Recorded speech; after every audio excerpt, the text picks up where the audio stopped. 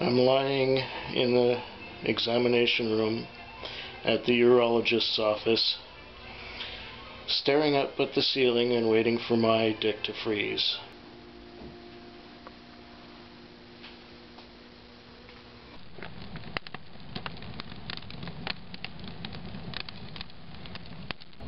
About a year and a half ago, I was feeling as if something wasn't quite right when it came to sex. What happened is that there was a slow, gradual decrease in sensation in my penis. It felt as if it belonged to someone else, and it just wasn't quite there anymore. Now, we went on a vacation in the beginning of 2010, and on that vacation I knew something was wrong. I knew something was wrong too. Not by what was happening with your penis, but you were withdrawing.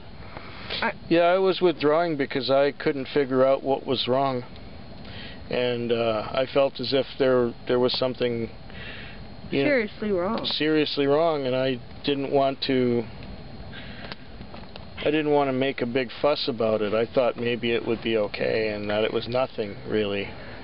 Yeah, so you dealt with it by yourself. Bad boy. You're supposed to share these things with your woman. Well, we did talk about it, and eventually, then at not long after that, maybe a couple months later, instead of it being like this, it was starting to go like this. Like a little curve in the end of it. Yeah, it was like a kink at the end of it. So we theorized about it. We thought maybe it was something that comes with age, something that might have been from diabetes, or maybe because I drank a lot. I used to be quite a heavy drinker, and maybe we thought it was a cumulative effect of that. And yeah, it's possible with diabetes. I mean, I've heard of complications due to diabetes that made it impossible to have an erection, and I thought, oh shit, I hope it's not me. Yeah. And I've been keeping my diabetes under reasonably good control for the most part. So I guess there's no damage because of that. But what happens is there was a plaque, I guess. It's a calcium deposit which forms inside the penis and forces it, or doesn't allow the blood flow to go through properly. And because of where the plaque forms, it also grows around the nerves, and so the sensation is minimized, and so it felt, I couldn't tell where it was after a while. I used to have a lot of sensation there, and after a while it was numb. It's like it was somebody else's. You always knew where it was supposed to go, or it knew where to go, or whatever. No, it knew where I knew where I wanted it to go, but it wouldn't go there. and so what was that like?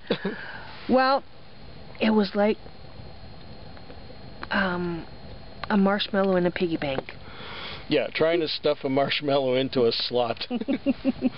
And after a while that wasn't working very well at all, so I went to my doctor, who referred me to a urologist, who took one look at it and said, oh, well, you have Peyronie's disease.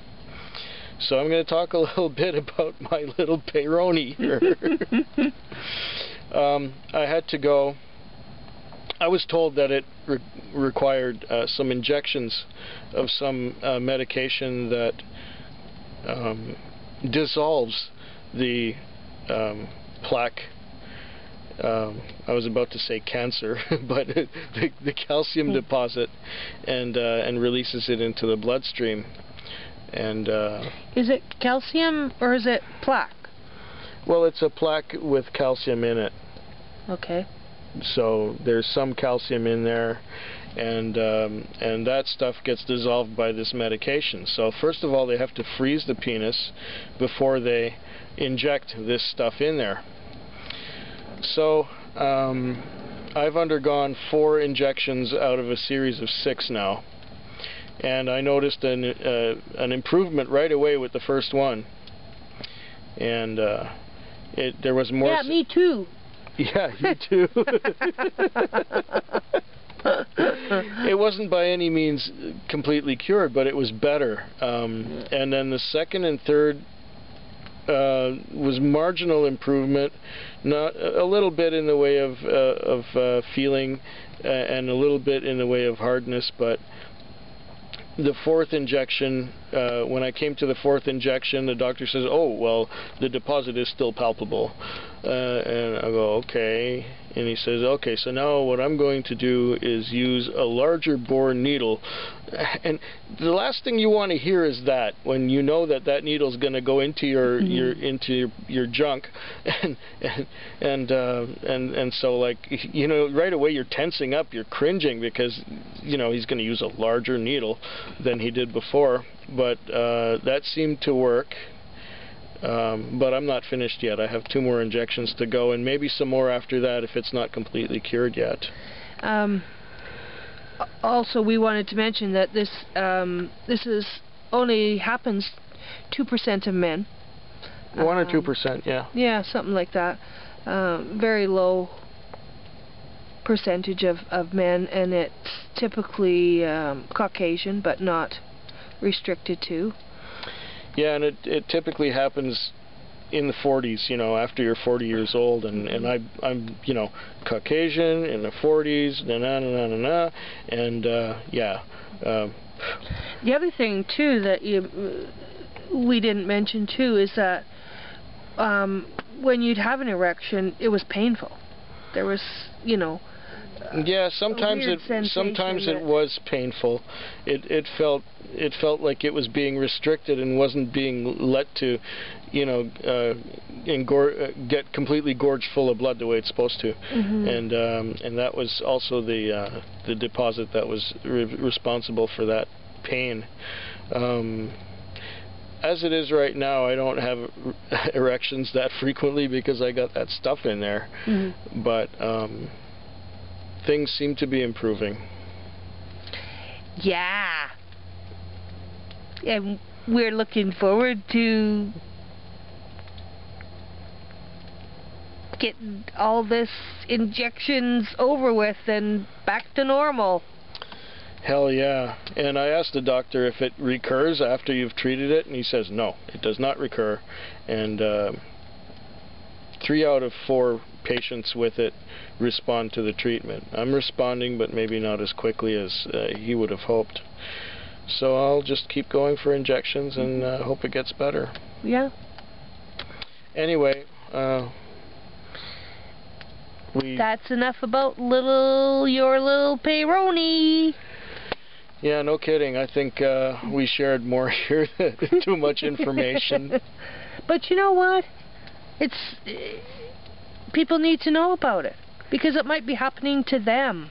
Yeah. You know, and then to know that this is possible, and it's like, oh my God, I can get this fixed.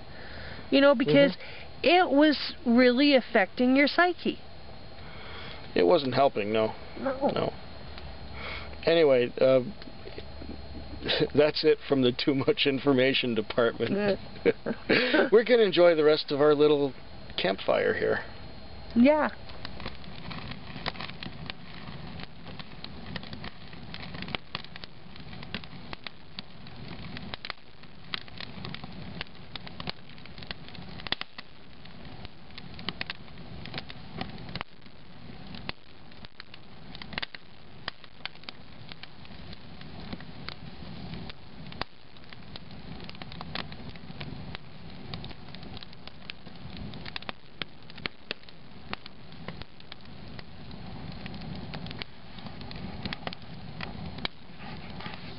Feckwick. Feckwick. Feckwick. Feckwick. Feckwick. Feckwick.